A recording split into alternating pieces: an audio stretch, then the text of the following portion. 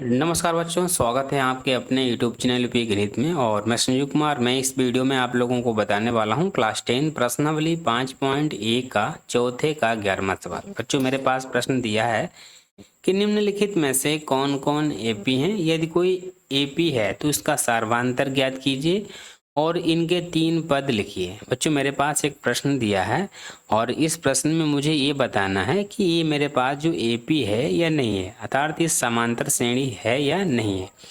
बच्चों, समांतर श्रेणी है या नहीं है, इसको हम कैसे जानेंगे, कैसे पता करेंगे, वो जानकारी इस वीडियो में मैं आप लोगों को बताने वाला हूँ। अगर आप क्लास 10th के स्टूडेंट हैं, इस बार कक्षा 10 की पढ़ाई कर रहे हैं, तो यार इस वीडियो को आपको पूरा वॉच करना। अगर आप मेरे चैनल पर नए हैं तो चैनल को सब्सक्राइब भी जरूर करना है। ठीक है बच्चों, सबसे पहले यहाँ पर जो मेरे पास श्रेणी दी हुई है, तो यहाँ पर इसमें 4 पद दिए हैं। कितने पद दिए हैं बच्चों? 4। तो हम पहले पद को A1 से लिखेंगे।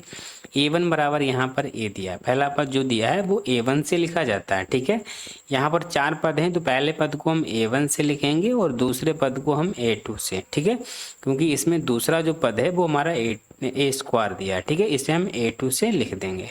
जो तीसरा पद है इसे हम A3 से लिखेंगे। A3 का मान इसमें दिया है A की पावर 3। ठीक है, इसी तरीके से चौथे पद को लिखेंगे। चौथा पद दिया है A की पावर 4। ठीक है, यहाँ पर 4 पद दिए हैं, लेकिन मुझे बताना है कि ये श्रेणी जो दी है क्या समांतर श्रेणी है या नहीं है, एपी श्रेणी है या नहीं है। बच्चों, एपी श्रेणी जो होता है इसको हिंदी में हम समांतर श्रेणी कहते हैं। तो सबसे पहले हम क्या करेंगे, इन सभी पदों को आपस में घटा देंगे। क्रमागत पदों को घटाने के बाद अगर उनका अंतर एक जैसा आता है, घटाना अगर एक जैसा आता है, तो जो मेरे पास श्रेणी दी है ये हमारे पास समांतर श्रेणी हो जाएगी, अर्थात एपी श्रेणी हो जाएगी। तो हम क्या करेंगे, लिखेंगे क्रमागत पदों का अंतर। क्रमागत पदों का अंतर मुझे घटाना है, तो पहले हम A2 में से A1 को घटा देंगे। A2 का मान इसमें कितना दिया बच्चों? इसमें A2 का मान दिया है A स्क्वायर और A1 का मान दिया है A। तो हम क्या करेंगे, A2 के जगह पर A स्क्वायर कर देंगे और A1 के जगह पर हम A रख देंगे। ठीक है, अब इनको आपस में घटाएंगे कैसे? देखिए, इसमें कुछ कॉमन मुझे दिख रहा है। क्या कॉमन दिख रहा है बच्चों? बिल्कुल ध्यान से समझना आपको। इसमें मुझे क्या दिख रहा है, कुछ कॉमन दिख रहा है। तो यहाँ से हम चाहें तो इसमें हम कॉमन निकाल लेंगे। क्या कॉमन निकालेंगे? ए। यहाँ से जब कॉमन निकालेंगे, या हम इसको इस तरीके से भी लिख सकते हैं बच्चों, बिल्कुल ध्यान से आपको समझना है।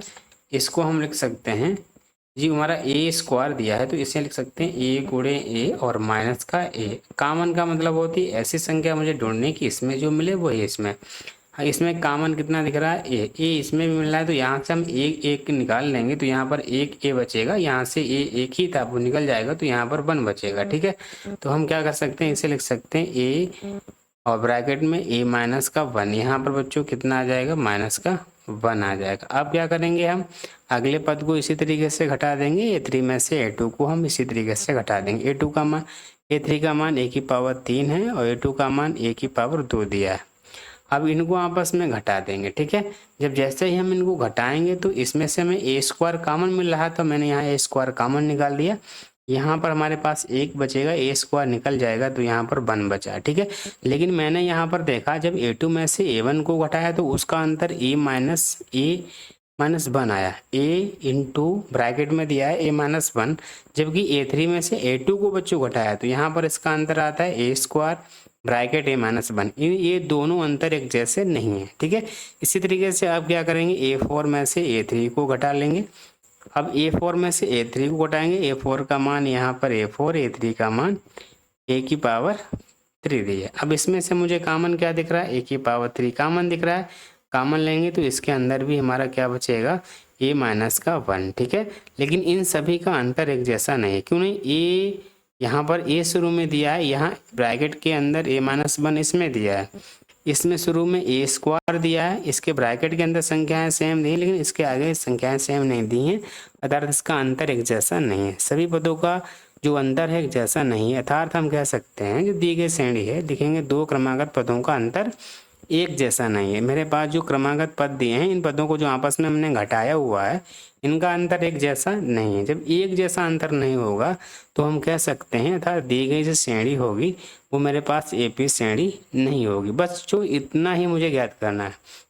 अगर एपी श्रेणी नहीं है तो मुझे यहीं पर छोड़ देना, लिख देंगे ए पी श्रेणी नहीं है। ठीक है, और इस तरीके से इस प्रश्न को आप आसानी से सॉल्व कर सकते हैं। उम्मीद करता हूँ ये वीडियो आपको पसंद ही आया होगा। अगर वीडियो पसंद आए तो वीडियो को लाइक करना, शेयर करना, और अगर आप मेरे चैनल पर नए हैं तो चैनल को सब्सक्राइब भी जरूर कर देना। ठीक है बच्चों।